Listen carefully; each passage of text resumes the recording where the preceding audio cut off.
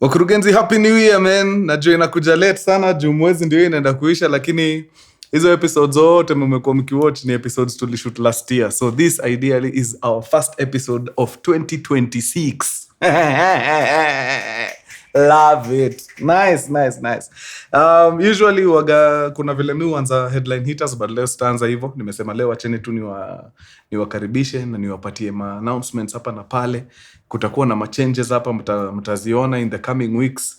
So ni poa mkae rada mkizijua. Number 1, starting February ratiba ya ku-air inabadilika. Mumelia sana Mkuru, episodes 2 hazitoshi nini. Tumeenda tukajiita mkutano kama kikosi na tukaona 2026 wacha tuongeze 1 more episode. So now we will be having an episode on Tuesday, an episode on Thursday, and an episode on Saturday. All right? So zitakuwa yes. Very nice. Tukaanza kufanya zile mini series zetu end of the month. Jonte mnaikumbuka, Osama mnaikumbuka, hata hiyo mumelilia sana.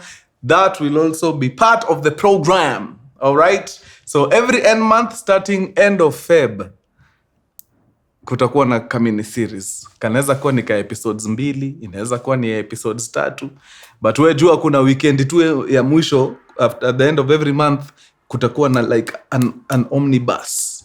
Episodes kama 3 zimefuatana. Yeah. All right. What else am I forgetting? Merchandise. We will be moving to a new website. Tutai-announce pretty soon. Yeah, na pia kuna kitu nataka kuanza kufanya. Nime-realize kuna a group of people wenye I really appreciate. Na ni nyinyi ambao mnanitembeleaga hapo kwa hiyo website ya merchandise. Sasa nitakuwa ninafanya deliberately every episode piga shout out customer of the day. Na leo, to start us off, I want to shout out a lady by the name Sarah Getao. Sarah Getao ako US of A. Huyo ndio customer of the day today. Aliingia pale akavuruga mbaya. So your story, Sarah. Bless you my sister. Asante sana, na everyone else mwenye ametembea pale. Tunawashukuru sana. Nyinyi ndio mmetuweka hii town. All right? So ule ambaye atakuwa anaokota nyingi sana at a particular day atakuwa anapata shout out hapa kwa kiti cha enzi. Bas, sidhani kuna any other announcement nimesahau. I think we can get into it. Ama namna gani? Bas, tuende kazi.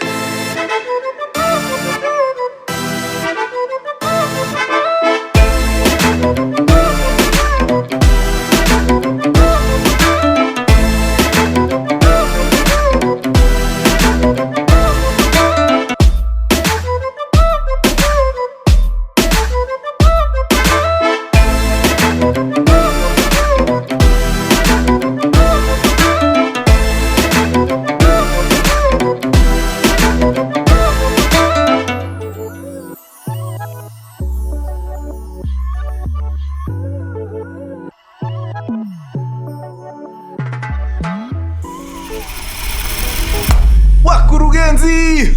Oh, my man! Headline hitters na kama K. When you see Mkurugenzi in the building, you just know he's got the juice. Not just his juice, but apparently Katule's juice. Juu mumeamua, yeye ndio anachangamkaga na juice yangu after. Katule mazee niliona wamekumulika pale mbaya.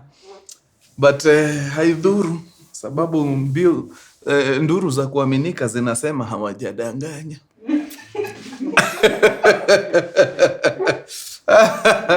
Oh, nice. First of all, kabla niingie kwa episode ya leo, nataka kutenda my sincerest apologies. Today is an aviation story, lakini as you can see, sina prop. Nilisahau. That said though, Ndege ya leo ni ndege aina ya Boeing 747. Na ukweli wa mambo ni kwamba kwa ile arsenal yangu ya mandege sina 747. So hata ningekam na prop, ningekam na Airbus A380. Sababu hiyo ndio inakaribia nini? 747. But you see the 747 is so distinct. Ni ile ndege inakuwaga na kakisogo. Mnakajua? Hapa juu inakuwaga na ako. Sasa ningekuja na ka Airbus bado. What am I saying? Nitafutieni 747. Sasa mtaninunulia A380 mshindwe na 747 guys. Msikuwe hivyo. Na kuna 737 iko mahali. I think nimeona mtu amenitext akaniambia niko na 737 yako ni kuweke wapi? I will get back to you shortly. Okay? Nice. All right. Wangwana, the year is 1982. The month June 24th. June 24th, 1982. Kuna ndege aina ya Boeing 747 inaendeshwa kwa kampuni ya British Airways. Flight number 009. This particular aircraft ilikuwa inapiga a scheduled trip. Very long one because you see the Boeing 747 is an ultra long haul. Hiyo inaweza sukuma distances hatari. So this aircraft used to depart at Heathrow in London. First stopover at Bombay, India. Second stopover at Perth, Australia. Third stopover, Melbourne, Australia. Destination, Auckland, New Zealand. If you don't know, Auckland is the farthest end east of the globe. The farthest. Yani Auckland, New Year ikifika, hao ndio wana celebrating wa kwanza. The difference between Auckland na the west huko ni nani yako huko? Ni California. USA. I think there's like a 23-hour difference hapa katika. Yani ni wako mbali huko. Yeah, so it's an ultra long range flight. Na stops ni kadhaa. So this was just another normal day.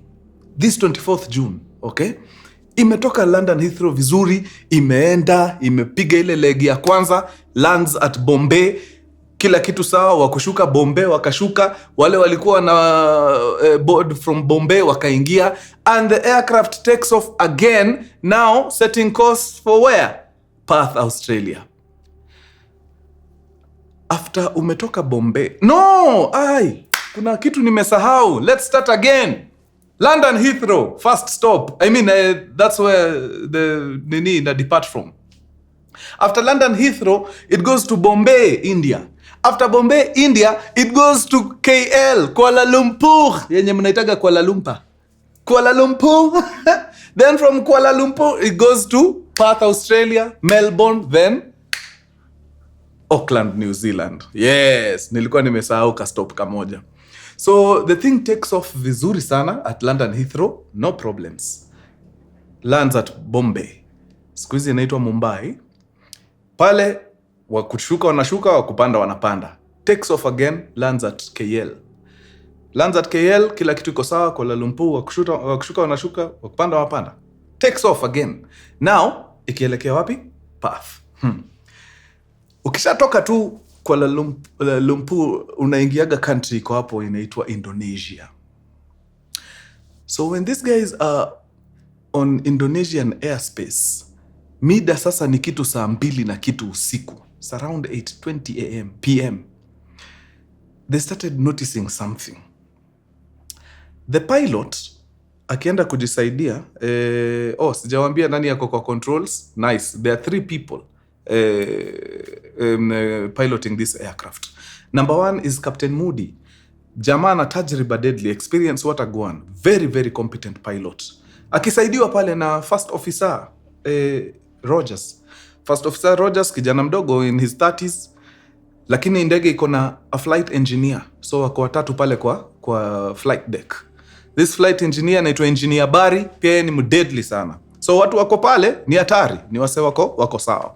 So as they are on Indonesian airspace, Captain Moody anaamua wacha niingie washroom kidogo, jisaidie alafu nikuje tuendelee. So he leaves the flight deck, anaenda wapi? Washroom. But by the time anaenda kuingia washroom, ana discover there is something kuna first of all what seems like smoke in the cabin. Anashindwa hii smoke inaweza kuwa inatoka wapi. Then kuna activity kwa wing. This wing inakaa ni kama it's emitting something that looks like a bright blue flames. But see flame inakaa wanaitaga kuna kitu inaitwa St. Elmo's fire. St. Elmo's fire, how can I explain it now? For example, ukichukua kuni uitoe kwa moto yenye haiwaki, it's just splintering. Hapo mbele sinakuaga color red. Ukizima stima ama ukitoka nje kwa giza kabisa, uanze kuizungusha hivi. Si unaonaga hiyo kuni inakaa ni kama ina glow reddish. Sasa imagine the same glow but it's bright blue. Unanipata? Ni kama moto fulani ya gas, bright blue but ina glow hivyo. So ni chuma hiyo wing na engine ina glow hiyo blue. It's a very weird thing. Wanaitaga St. Elmo's fire. So captain comes back into the cockpit. Jua anashanga, rada anapata kwa cockpit. Wanakipata sasa deadly. St. Elmo's fire iko kwa windscreen huko mbele kwa fuselage, wanaiona like the entire windscreen is bluish juu hiyo kitu. So they're wondering ini nini. They look at the instruments, sababu instruments zinafazi washo kama weather ni mbaya. It is very clear hakuna stories zote za weather. So what is this? Ini what? Kumbukeni nyuma kwa cabin smoke ishaanza kutokea huko kwa vents. So ilikuwa inawashangaza sana. So they sit there trying to figure out ni nini inaweza kuwa ina happen na hii kitu juu this is not weather. So why? Mbona plane ina glow? Inakanika imewashwa kama moto ka gas huku kando. Ni nini ina happen? Kidogo huko kwa passengers wenye wako pale wako awake, wakiangalia kwa wing wanaona engine number 4 inakaa ni kama sasa apart from ile St. Elmo's fire ile the bluish thing, so now inawaka moto. The engine is flaming. So of course hiyo ni reason cause for alarm juu mbona engine imewaka moto huko. Hizi ndege waga technology water gone, so it does not take long for the people inside the flight deck, meaning the pilots and the engineer, could discover there is a problem with engine number 4. Inawashwa hapo, engine on fire. So now when an engine flames out like that, there is usually a procedure to be followed. Na procedure inasema nini? Procedure inasema number 1, cut off fuel supply kwa hiyo engine number 4. Once ume cut off your fuel supply, shut down your engine, then arm the fire extinguisher. Hizo vitu zote unaweza zifanya ukiwa hapo kwa flight deck. But you see, even though this situation is dire, there is really no cause for alarm. Because again, this is a Boeing 747. And a Boeing 747 is equipped with not 1, not 2, not 3, but 4 massive Rolls-Royce engines. So even if we lose engine number 4 now, there's really no cause for alarm. Sababu 1, 2 na 3 bado ziko nini? Ziko functional. So captain ana order 4 hapo, fanya mambo yako, shut down hiyo engine, arm the fire extinguisher, wacha tu operate na nini? To operate na 3 engines as we try and figure out what is all this? Ini nini? Because we are not getting it. The engine inazimwa. So now they are on what? They are on 3 engines. But hizi zenye zimebaki, there's still something that's off. First of all, that Elmo's fire nimekuwa nikiwaambia bado ina St. Elmo's fire bado iko. Number 2, there is a deafening grinding sound. Ni kama ile mixer ile mixer ya concrete imewekwa tu kokoto. Unasikia hiyo grinding sound. So wanashindwa ni nini mazee iko ndani ya hizi engines inatoa hiyo sauti. Sai at this particular time the passengers mazee they are losing it juu. Hey, hizo ni sauti gani tunasikia? Bado kuna hii moshi inatoka hapa. Now, the thing about this smoke inatoka kwa mavents huku, it's not like your kawaida smoke. This one iko na some elements of sulfur, like watu walikuwa wamegusa mambo za chemistry kidogo wangetel. Kuna some sulfur component ndani ya hii smoke yenye inatoka. So anashindwa ni nini kwa ndege inakuaga na sulfur? Juu hapo ndio cause ya hii fire, juu clearly this is a fire. So again, wakati sulfur iko kwa hewa nini, it's very uncomfortable. Watu wanakohoa huko, there are kids in the aircraft. It's just a bad situation to be in. Pale ndani kwa flight deck, the pilots wanangangana kuangalia pia problem inaweza kuwa ni what. But you see now there's another grinding sound huku. Na anytime there's a grinding sound kwa engine, hata hii engine tu yako ya gari, hiyo unajua there's a problem. So the cabin is panicking. The flight deck huku mazee wase wako confused. The pilots wanashindwa ni nini na happen. Then all of a sudden engine number 2 flame out. So passengers wenye wamekaa karibu na hiyo wing wana notice engine number 2 inatoa moto huku nyuma. Hiyo ndio inakoga sign ya flame out. So when an engine flames out, again procedure ni ile. Number 1, shut off that engine, kill the fuel hapo, then arm the fire extinguisher ndio deal na hiyo moto. Again, there's really no reason, for panic, because it's a 747. It is equipped with 4 massive Rolls-Royce engines. So hata mbili zikienda, mbili ni more than enough kufikisha ndege to an alternate airport. Yeah, inaweza kuwa pengine itakupeleka to your destination, but wherever you are kwa hii airspace, you must have an alternate airport. Mahali destination yako ikikataa, ni wapi pengine unaweza iangusha. Na for them, because they were over Indonesian airspace, their alternate airport was Halim International. Hiyo ndio main airport ya Indonesia. So wako sawa, there's really no cause for alarm, but lazima wajue ni nini na cause hizi vitu zote, because this is dangerous. So as they are trying to shut down engine number 2 that had just flamed out, all of a sudden number 3, number 1 zote zina flame out, zote zina go off. So now they have a massive aircraft. Hiyo ni Queen of the Skies. In 1982, I could be wrong, but in 1982 the 747 was the biggest aircraft in the world.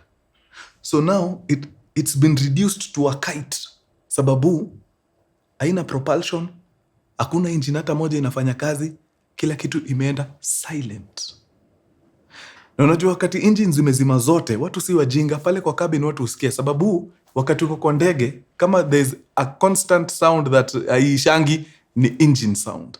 So ukisikia uko kwa ndege lakini kitu unasikia ni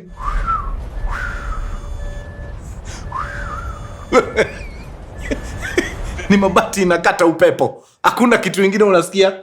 You are gliding, you are on board a kite. So ndege engine zote gone.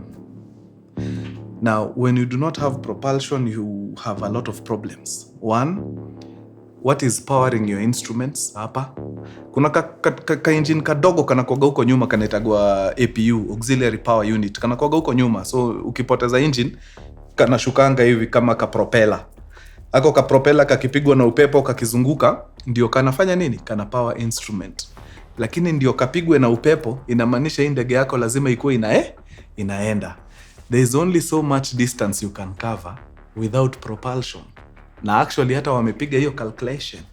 Without propulsion, a Boeing 747 drops 1 kilometer for every 15 kilometers it travels. So ikigonga 15 kilometers, inakuwaga isha drop 1 km. Ikigonga another 15, inakuwaga isha drop 1 km. So if this aircraft is flying at 37,000 feet, inamaanisha it will only take them a total distance of 165? Because 37,000 feet ni 11 kilometers. So if for every 15 kilometers unaenda mbele una drop moja, itakuchukua 15 ngapi kumaliza 11 kilometers? Hiyo si ni 165. 165 kilometers is all you have, with or without your APU. So they were in problems. Hapa ngori ilikuwa imeshika deadly. Now, hesabu lazima ipigwe haraka, sababu this thing is traveling so fast. That's the other thing about pilots. Pilots lazima wakwe very, very quick thinkers, sababu for every couple of seconds una take time ukifikiria, this thing is covering distances. Kumbuka hii kitu inaendaga upwards of 900 kilometers per hour. Zao fika hata 1000 kph. 1000 kph Ukidelay tu kumake decisions na 30 seconds, mtu yangu umeenda mbaya sana. So very fast wakav kujiuliza, hatuna propulsion, lazima tutafute vile ndege itaenda chini. What do we do? So waka agree very fast. Our alternate airport ni Halim International Indonesia. So let's turn back. Tuende tuanguke wapi? Indonesia. So sasa ni kufanya nini? Kugeuza ndege ianze kurudi that other side. And they really tried. Wakageuza ndege and now it started facing side ya kurudi towards Indonesia. Uko nyuma passengers si washenzi, wanajua. Sahi kumenyamaza. Engines zilikuwa zimewaka moto zote, sahi zimepoa zote na kumenyamaza. Hatuna engines. Hapa tuna coast too. We are coasting. So unaweza imagine to the situation inside the cabin, very very uncomfortable. Hapo ndio kila kitu inaanzaga kuplay kwa mind yako. Okay, so hapa how am I exiting this? Tunaenda kuingia kwa maji. Okay, sawa, tukiingia kwa maji nitadedi na the initial impact ama nita survive the crash then nikuliwe na sharks. Hiyo haiwezi. By any chance kunaweza kuwa na mountains hapa karibu. Tunaweza enda tuingie kwa mountain. Hiyo inaweza kuwa option better juu hiyo ni instant. Tukishaingia kwa mountain ni hivyo, hakuna nini nyingine. Anaweza iwekelea kwa maji na tukae hapo mpaka rescue ifike. Highly unlikely sababu huku ni katikati ya ocean bana. By the time wanafika it's crazy. So as wale wana contemplate how to exit this ulimwengu, captains huko washaanza nini? Communication na the air traffic control at Halim International Airport, Indonesia. Traffic control huko hawasikizani vizuri. First of all, equipment hapa zishaanza kusumbua because again there is no power. Ile power inakam kutoka kwa APU ni kidogo, it is doing a million things hapa. So of course radio iko 100. So Captain Moody anatry kuambia the ATC guy pale, yo, we've lost all 4 engines. We've lost all 4 engines. Tunataka kurudi wapi? Kukuja wapi? Halim, tulandu huko juu. Nyinyi ndio alternate, nyinyi ndio mko karibu. Ule msee at Halim ako very nonchalant sababu anasikia we've lost engine number 4. So hata anashindwa na una panic kwa nini? Si uko na 3 zingine.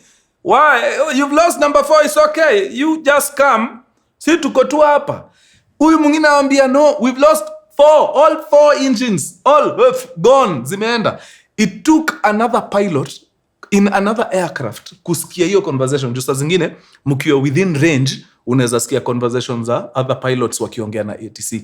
So it took another pilot kusikia umse amesema ame lose all 4 engines. So akaongelesha ATC na I think alimuongelesha na lugha ya mama juu it was an Indonesian aircraft. Akamwambia oya gadhe, kile umse anasema ni they've lost all 4 engines. So hana engine. Ndio jamaa wa ATC hapo akamwambia oh my god, pole. Sasa tutafute vile mtafanya nini? Mtaingia. So now Captain Moody, First Officer Rogers na Engineer Barry wameshageuza ndege. Sasa imeanza kurudi towards wapi? Towards Halim International. But there is a problem. Because we do not have propulsion. Engines zetu hazifanyi kazi. There is a very important thing that should be happening inside this plane that is not happening now.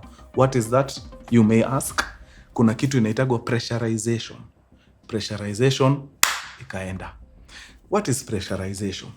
Wakati uko hapa sea level, you're able to breathe naturally. Una breathe vizuri. Sababu gani? Sababu the air pressure iko sawa. It is fit for you to breathe.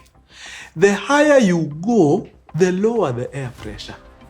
Sasa watu wako huko 37,000 feet. The air pressure is so low huko juu, kupumua ni ngori, uwezi. That's why ukipanda mlima so fast unaumagwa na kichwa nini, it's crazy. So ndege uwaga inakuwa pressurized to pressure ambayo the human body inaweza breathe vizuri. But without pressurization inamaanisha sasa mnaanza kustruggle kufanya nini? Kupumua. So that's why unachekigi saa zingine pressurization ikipotea, masks zinaanguka. Juu you need that oxygen ya kukushikilia until the pilot can take the aircraft down to where there is what? Breathable air. Which in this case is I think 8,000 feet. I could be wrong. Buni changanueni hapo wanini. Should be 8,000 feet if I'm not wrong. Watu wako 37,000. Now, as pressurization inapotea, hao watu wamerelax kidogo, sababu at least they have nini, their oxygen masks, na kila mtu anachukua oxygen mask yake anajiwekea. Captain anaweka yake safi, engineer Bari pale nyuma anaweka yake safi. First officer Rogers akivuta mask ndio aiweke kwa nini vizuri, akaivuta mask ikaseparate na nini, na ile cord, na ile pipe ambayo inaleta nini, oxygen. So now ako na mask lakini haiko connected to nothing, so it's useless. Now this is another problem. What is the problem? The only way for First Officer Rogers to survive this situation is for the captain to come back down to 8,000 feet. This captain akona problem. Ana need kuglide na ndege yake without engines mpaka wapi? Mahali anafaa ende ya land. This aircraft is losing a kilometer for every 15. Sasa akianza kuenda chini ndio afike 10,000, ndio huyo apumue, hii airport ataifika aje? Are you seeing the dilemma? So hapa ni vitu mbili. Either a glide pole afikishe wase but jamaa dedi, ama aokoe jamaa na waende waekele ndege kwa maji. Is a very bad place to be for a captain. Sababu captain wewe sasa ndio kuamua. By the way, mnaona gawase wa aviation ama captains, mapilots wakilipwa domo sana, wase wengine wanaanza kusema na ni madere tu wa ndege, like mbona walipwe domo bibi. Hawa watu walipagwa juu ya zile successful landings zina happenigi? Hapana, wanalipagwa juu ya situations kama hizi. Unaona situations kama hizi? Hizi ndio reason hao watu wanabagging hiyo do yote. Hizi zenye mnaendaga mnafika safely, is okay, sawa. But ile time utajipata uko kwa situation, hapo ndio utaona kwa nini ujamaa alipagwa ile designer alipagwa. So now here is a challenge. Hao watu lazima watafute namna ya kufika kule ama. So pilot anaamua kama mbaya, wacha niokoe ujamaa wangu, wacha nipeleke wapi? Nipeleke to an altitude where the air is at least breathable, at least. Juu tukiwa na akili yake hapa tutasaidiana vile kumanuva. Okay? So he starts going down. Na ni kuenda sana. He was losing an altitude of 5,900 feet every minute. Every minute almost 6,000 feet anaenda chini. Mpaka mahali anafika level fit ya umse kupumua. Then ukifikiriaga shida zimeisha ndio zinaongezekaga kabisa. Hii route ya kutoka mahali wako mpaka Halim International Airport in Indonesia, katikati there is an island. Hiyo island inaitwa Java. Now Java Island, kama unajua anything about Indonesia, unajua Indonesia is one of the most mountainous regions in this planet. So even this small island Java imejaa nini? Mountains. So if these guys come down to that height, that altitude, there is a possibility that they might not be able to clear the mountains at Java. Na lazima you clear the mountains at Java ndio uweze kuland wapi? Halim International. Unaona ngori baada ya ingine. Yani so ilifika mahali Captain Moody ikabidi tu ambie wase wake ni aje hapa.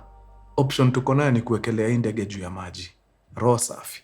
Wacheni tuiwekele juu ya maji, juu the more tuna stay up there, the more ni dangerous. Unaona pressurization imeleta noma. Pressurization kuleta noma inamaanisha watu wapumui vizuri. Huyu captain ana mask. Number 2, even with masks, you only have like 15 minutes of good air na hizo masks. After hapo, noma. So whether you like it or not, we must bring this down to that altitude. Ndege tumeileta to that altitude. Now, here is another problem. We might not be able to clear the mountains at Java. So, what other options do we have? Sini kuwekelea tu 747 kwa bahari. Wacha tuiwekelea kwa Indian Ocean in the hopes that bas watatupata hapo tukiwa tunaelea majini. Had anyone in history ever ditched an entire 747 ndani ya maji? None. Kama watu wangeekelea kwa maji hiyo siku, they'd have been the first people to ditch a 747 ndani ya bahari. So of course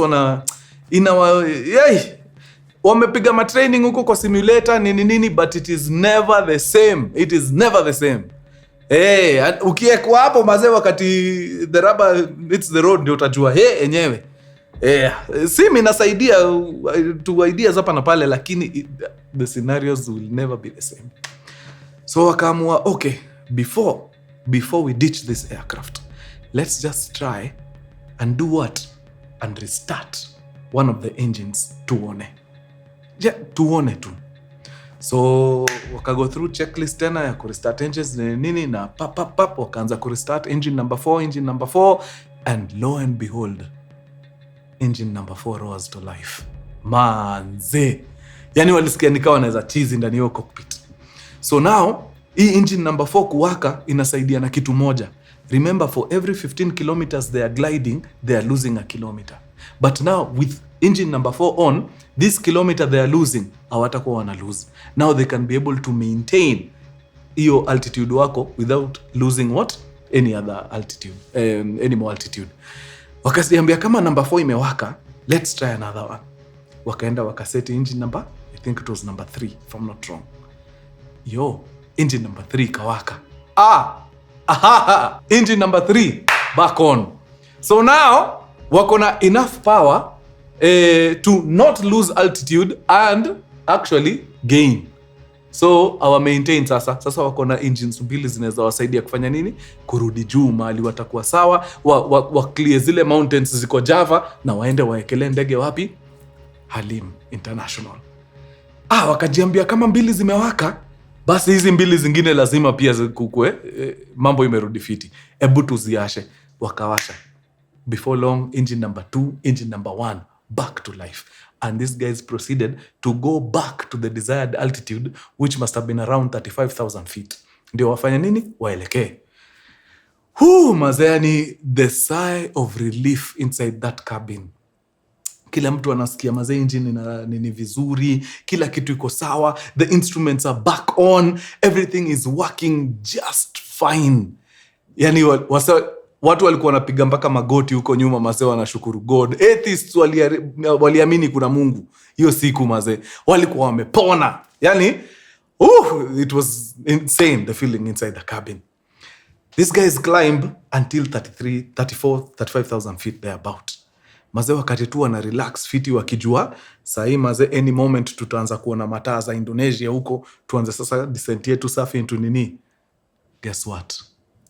St. Elmo's fire all over again. Ndio hiyo windscreen imeanza kukua blue yote. Kuna hizo maflames za blue. Wakiangalia huko kwa engines, ndio hizo imejaa huko St. Elmo's fire tena. Wanashindwa nini? What is happening? Before waweze kufathom what is happening, engine number 4 flame out. Shut hiyo engine. Weka fire extinguisher. Hapa mazee tukiendelea hivi, all the other 3 zitazima, tutarudi back to the same situation. So very quick thinking by Captain Moody. Akasema get out of here. Tuko 35. Toka. Go back down. Enda 12,000 feet. Why 12,000? Because 12,000 ilikuwa ni minimum, ni safe height for them to clear the mountains na bado kuelekea wapi? Halim International. Hizo mountains ilikuwa around 8,500 feet, if I'm not wrong. So at 12,000 walikuwa sawa. So akaambia majamani aje, go back down to 12,000 feet. Hapa juu kuna kitu ina happen, we don't know what it is, but anytime tukiwa huku juu hii St. Elmo's fire inatokea na inatumaliza. So they go down to 12,000 feet. Kumbukeni wadau, as hizi vitu zote zina happen, ni usiku.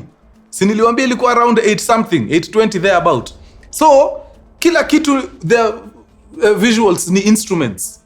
Hawana any visual nini huko nje. Whatever, inaitwa visual representation. I forget. Basically hawana visuals huko nje. Kila kitu ni what? Ni instrument. So wameshuka vizuri mpaka 12,000 feet. Captain Moody akasema maintain hiyo kitu hapo, tuende.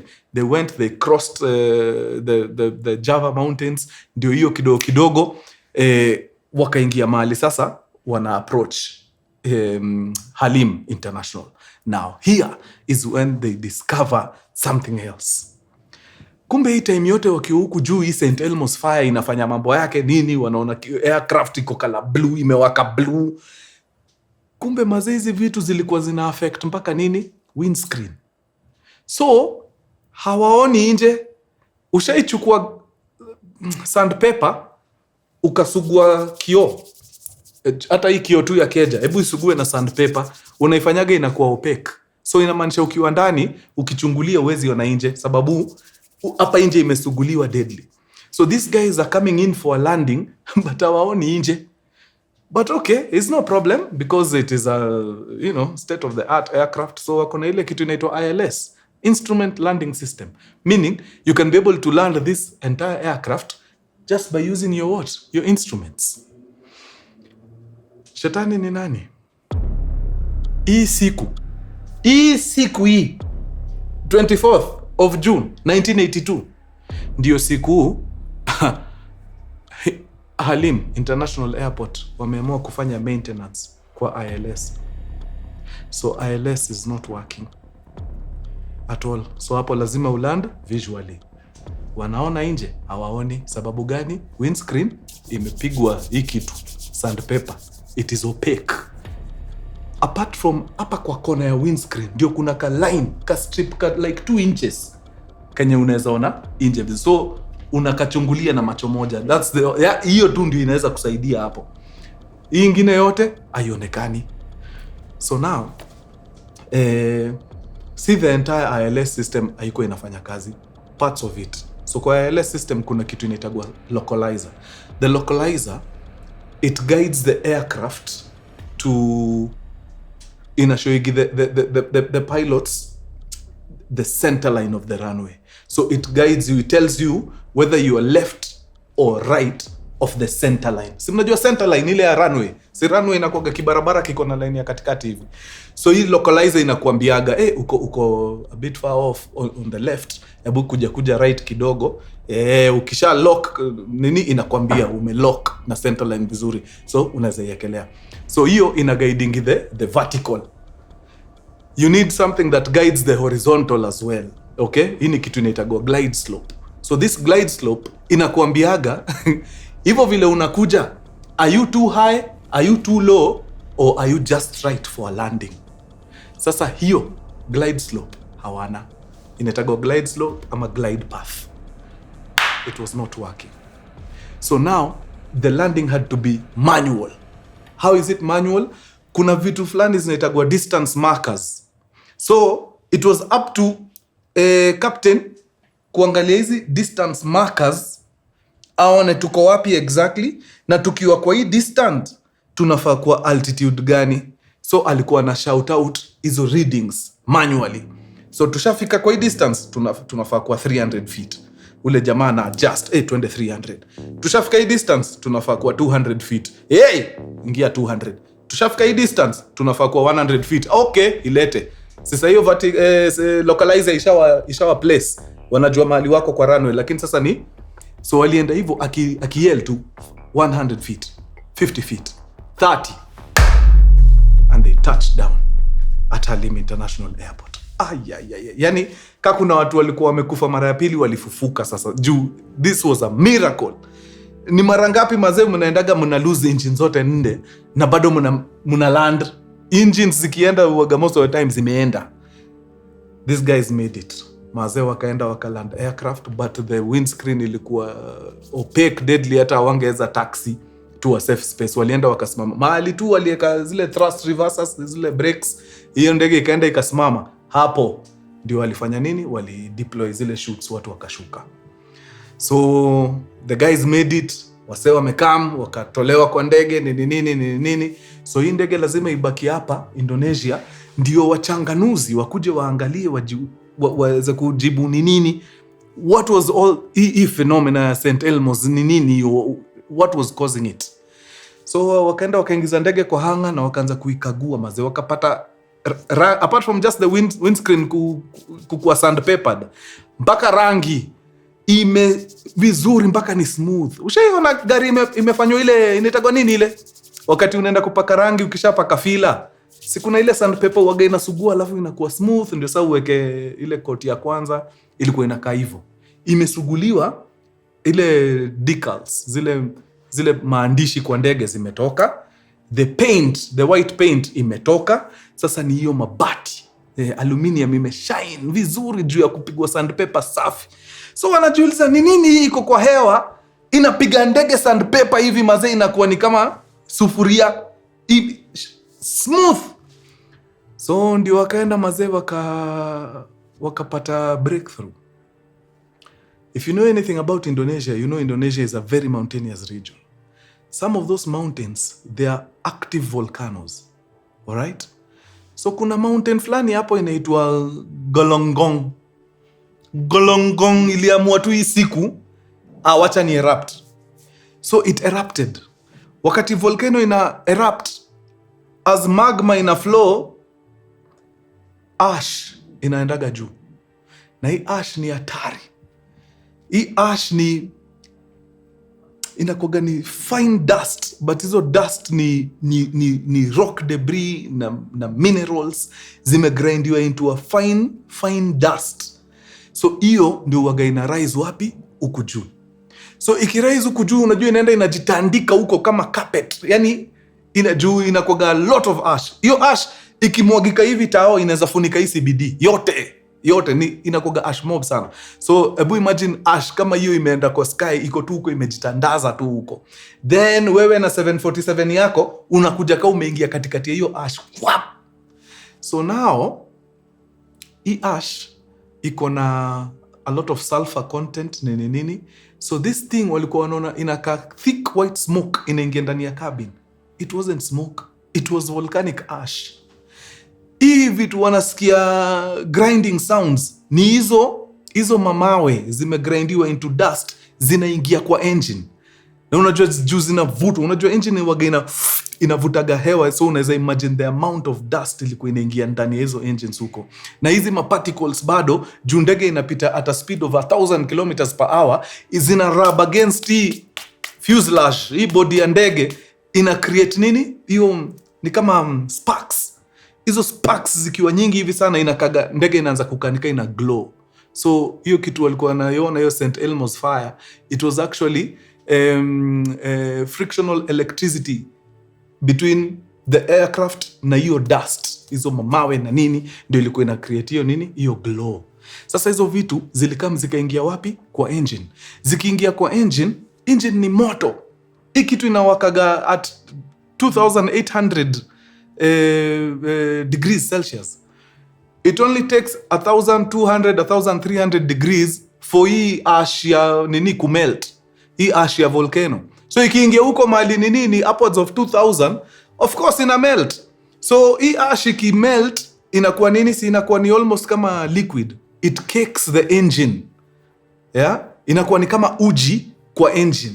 Sasa hiyo uji ikisha cake engine hivyo, inamaanisha hakuna hewa enough ya kuingia ndani ya engine for combustion. Sababu for combustion to happen, hewa lazima iingie, imix na mafuta na kaspark kidogo, combustion i happen. Sasa hii kitu imekekiwa hapa nini. So when you do not have sufficient air ndani ya engine, the engine flames out.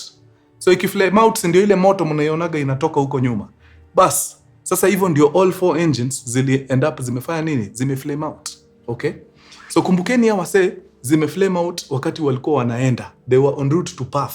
Wamepita volcano, imefanya hiyo mambo yote, but wameenda. You see? So wameenda wamekula ngori huko nini, wameenda wameturn, wamesaidika, wamepata nini. So actually what happened ni immediately this whole thing ili happen, engines zikakuwa caked na hii whatever nini, zika flame out, zikazima. Kumbukeni kitu ina fly at 37,000 feet. Kuna baridi huko mbaya sana.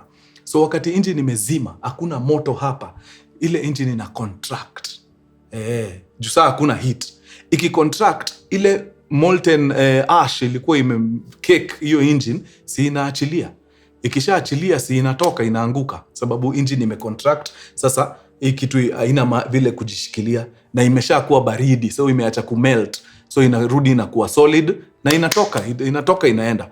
That's why vile walienda wakatan, wakianza kurudi vile walijaribu kuwasha engine tena, iliwaka. Sababu hiyo debris ilikuwa isha contract na ikatolewa kwa engine ikaenda kabisa. So that's how engines ziliweza kuwaka zote.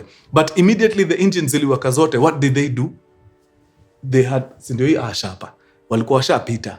wameenda wametaa nuko, wanarudi engine imezima, kufika hapa engine imewaka, kuwaka wanafanya nini? Si walirudi back to the altitude na wanarudi mahali wametoka. So walipita wapi tena? Mahali kulikuwa na ile ash. So that's why ilianza kuflame tena a second time. Kumbe walikamtuka wameingia tena ile place yenye mahali walikuwa in the first place, walirudi tena wakaingia tu hapo wakiwa the same altitude. Hapo ndio ikaanza nini, but thanks to Captain Moody akakumbuka, hii kitu tukiwa huku juu inatuchachia, tukiwa pale chini ina sound nikaa safe, tuende chini. So akaitoa hapa akaileta 12,000 feet, and that is exactly how these people were able to land at Halim International Airport. Who would have thought? Watu mamia ya watu wangekufa sababu ya volcanic ash. Hiyo ndege, hizo engine ilibidi tu zikuwe overhauled. Sababu hiyo ash ilikuwa imefanya mambo huko. Hizo blades zilikuwa zimechip nini, it was crazy work. So Rolls Royce wakarepair hizo engine zote. Hiyo ndege ikaenda ikaripaintiwa tena sababu ile kitu imefanya nini, ile hiyo ash rub against body so wakaenda wakairepaint. Now the thing was put back in service. Imagine. Siko sure kama naweza kuwa comfortable nikiambiwa, in fact hii ndege umekalia sasa ndio ile ndege ya Indonesia. Yeah. But again, wanasemaga despite everything, aviation is still the safest mode of transport ever. And that, ladies and gentlemen, is the story of British Airways Flight 009 from Heathrow Airport through Bombay, through Kuala Lumpur, through Perth, through Melbourne, all the way to Auckland. Yeah. Sijui kama hao watu juu after ya hapo Indonesia hiyo safari iliisha. I don't know hao watu walifika Auckland aje, but yeah, British Airways is a big airline. Niko sure wako kwa safari. Bas, wacheni nifungie hapo. Imekuwa tu sana wadau. Next time nitakumbuka ndege. I hope nitakuwa na hiyo 747 by the time napiga story ya 747 next. Juu hata nikipiga South Africa nilikuwa 747 na sikuwa nayo. Nilikuwa na Airbus. Sawa tu. Okay, imekuwa tu wadau. Nyinyi wa Deadly. Adios muchachos. Peace.